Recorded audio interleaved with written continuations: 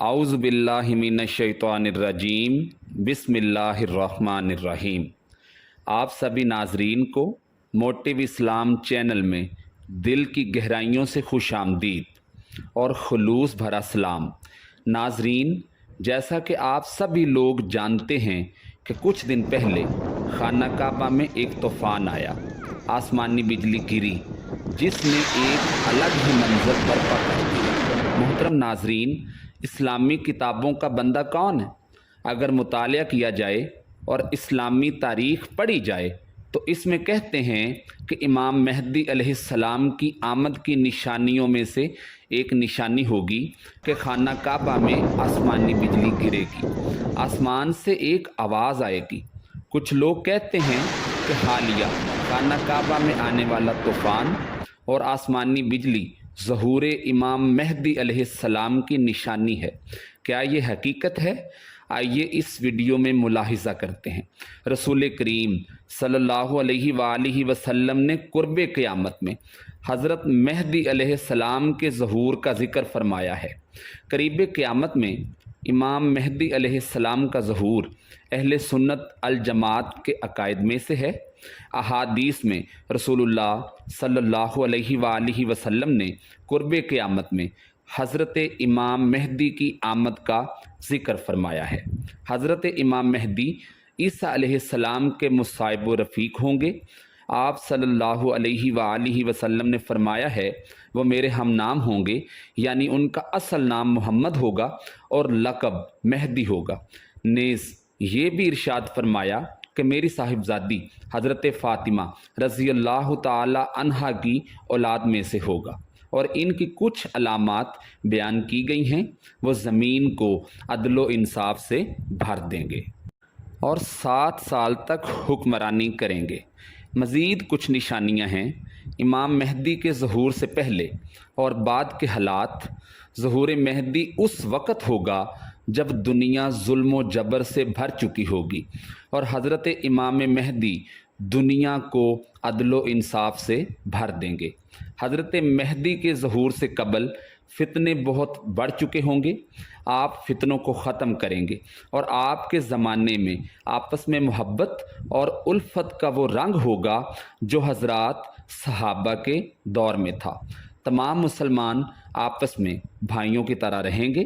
حضرت امام مہدی کی خلافت پوری دنیا میں ہوگی، اور وہ پوری دنیا کے حکمران ہوں گے، جس کی مدت 8 سال سے 2 سال تک کے درمیان ہوگی۔ حضرت امام مہدی کی شناخت کے لیے ایک علامت یہ بھی ہوگی کہ ان سے لڑنے کے لیے ایک لشکر روانہ ہوگا۔ جب وہ لشکر مکہ اور مدینہ کے درمیان پہنچے گا تو اس پورے لشکر کو زمین میں دھنسا دیا جائے گا۔ مقام بیدہ میں لشکر کے زمین میں دھنس جانے کی روایات امام مسلم اور امام ابن ماجہ دونوں نے تحریر کی ہیں، جن کا حوالہ آپ کی اسکرین پر موجود ہے۔ لشکر کی تفصیل ہوگی کہ وہ حضرت سفیان رضی اللہ تعالی عنہ کی اولاد میں سے ایک عمومی شخص ہوگا، جس سے اسلام اور مسلمانوں کو سخت تکالیف کا سامنا کرنا پڑے گا، اور اس زمانے میں مسلمانوں کا بالعموم اور علماء کا بالخصوص قتل عام ہوگا۔ لیکن یہ فتنہ زیادہ دیر تک نہیں رہے گا، کیونکہ حضرت امام مہدی کا ظہور ہو چکا ہوگا، جس کی علامت یہ ہوگی کہ سفیانی بیت اللہ کو منہدم کرنے کی نیت سے روانہ ہوگا، لیکن جب اپنے لشکر سمیت بیدہ نامی جگہ جو حرمین کے درمیان موجود ہے پہنچے گا تو پورا لشکر زمین میں دھنسا دیا جائے گا۔ اس لشکر کا زمین میں دھنسنا فتنہ سفیانی کی نشانی ہوگی، اور سفیانی کا خروج دراصل امام مہدی کے ظہور کی علامت ہوگا۔ اس پورے لشکر میں سے صرف ایک شخص زندہ بچے گا جو لوگوں کو آ کر لشکر کے زمین میں دھنس جانے کی خبر دے گا۔ صرف یہی نہیں کہ امام مہدی کے ظہور سے قبل صرف سفیانی کا ظہور ہوگا، بلکہ بہت سے اور لوگ بھی خروج کریں گے۔ رانجھے کچھ لوگ مصر سے خروج کریں گے، کچھ مغربی جانب سے، اور کچھ جزیرۃ العرب سے۔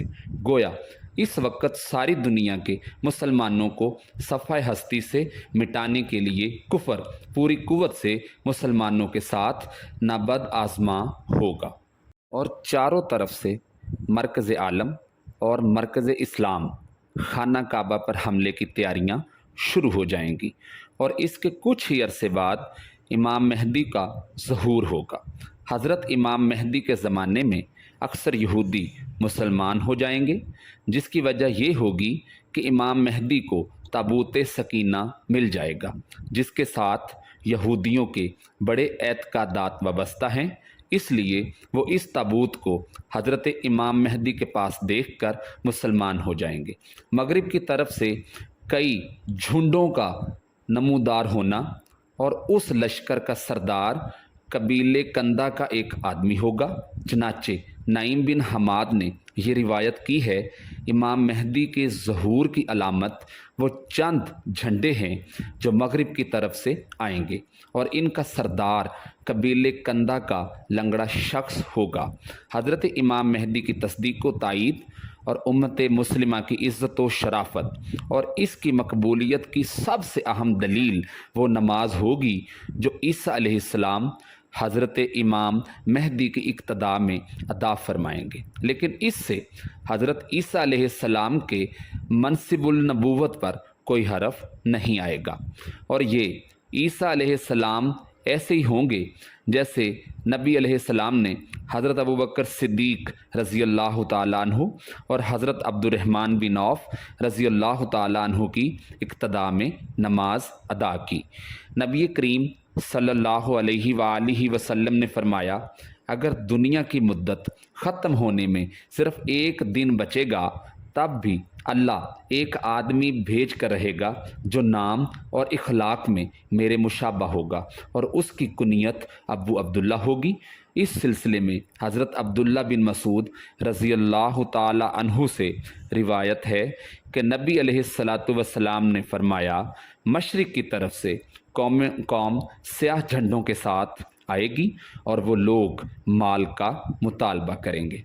लोग उनको माल नहीं देंगे तो वो लड़ेंगे, उन पर गालिब आ जाएंगे। अब वो लोग उनके मुतालबे को पूरा करना चाहेंगे तो वो उसको कबूल नहीं करेंगे, यहाँ तक कि वो इस माल को मेरे अहले बैत में से एक शख्स के हवाले कर देंगे जो ज़मीन को इसी तरह अदलो इंसाफ से भर देगा जैसे लोगों ने इससे पहले जुल्म सतम से भरा होगा। तो तुम में से जो कोई इसको पालेगा उसके पास आ जाएगा, अगरचे बर्फ़ पर चल के आना ही क्यों ना पड़े।